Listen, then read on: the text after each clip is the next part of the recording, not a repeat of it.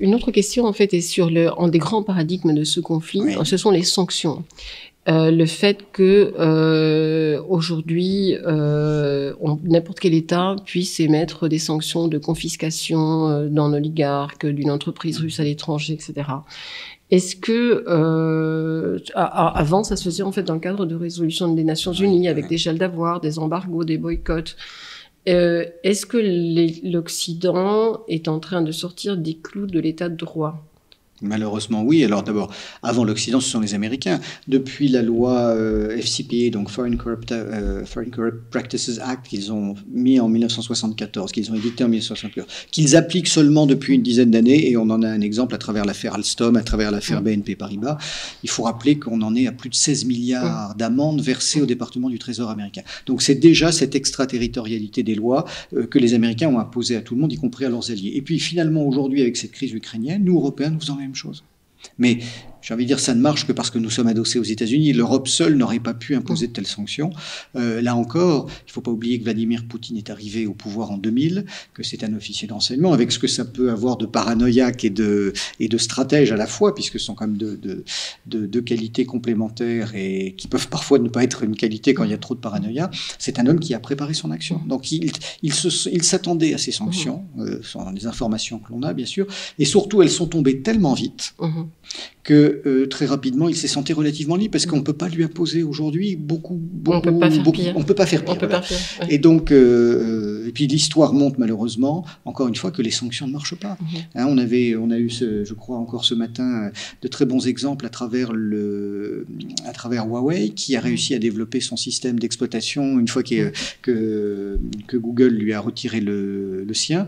Donc, on le voit sur beaucoup de conflits, en tout cas sur des grands pays. Je ne parle pas quand on pose des sanctions sur des petits pays qui peuvent en souffrir, mais sur la Chine, sur la Russie, sur des pays pourquoi pas de la taille de la France ou autre, les sanctions à court terme pèsent, à moyen terme... Ils ont des ressources pour compenser. Il y a des ressources intellectuelles, il y a des ressources industrielles, et ce dont on est privé, on va le réinventer, et finalement, c'est quand même, sont quand même des succès partiaux. Alors bien sûr, ça a marché sur l'Irak, voilà, sur des pays comme ça, parce que c'était des États faillis. Hein.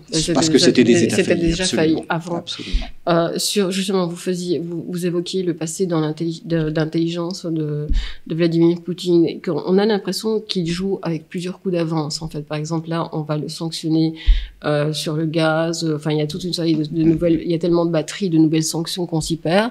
Il décide qu'à partir qu'on le paye en rouble. Donc, il a toujours, en fait, donne l'impression d'avoir toujours plusieurs coups d'avance. Nous, avec notre sanction, en fait, on se tire des balles dans le pied.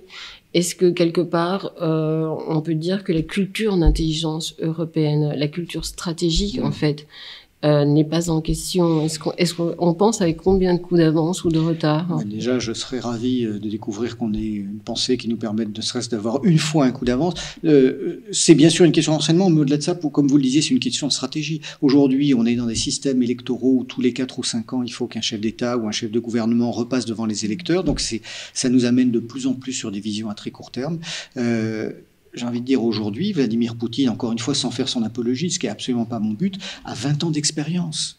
C'est-à-dire qu'il a plus d'expérience à lui seul, finalement, que quasiment la totalité de ses interlocuteurs. Bien sûr, Biden a été vice-président d'Obama, mais Macron n'est là que depuis 5 ans, Johnson n'est pas là depuis très longtemps, Olaf Scholz vient d'arriver, donc c'est presque un jeu déséquilibré. Et finalement, on se rend compte que dans ces logiques-là, dans ces vraies logiques stratégiques, il y a un avantage au régime autocratique, puisque les hommes sont là depuis très longtemps en place, ils n'ont pas d'opposition, ils n'ont pas à se remettre en cause pour des élections. Et puis, si on a affaire à quelqu'un d'intelligent, ce qui n'est pas toujours le cas, il peut préparer sa stratégie. Il a quand même repris la Russie en 2000 dans un état assez déplorable, il a reconstruit l'industrie d'armement, il a reconstruit toute une série de choses. Ça ne veut pas dire que la Russie est un pays idéal et démocratique, c'est le PIB de l'Espagne, on le sait tous, mais il a redonné une espèce de sentiment national, de fierté aux Russes. Encore une fois, ça ne veut pas dire qu'il n'a pas non plus d'opposition, mais non, c'est un homme qui est, qui a cet avantage du long terme par rapport à ses concurrents.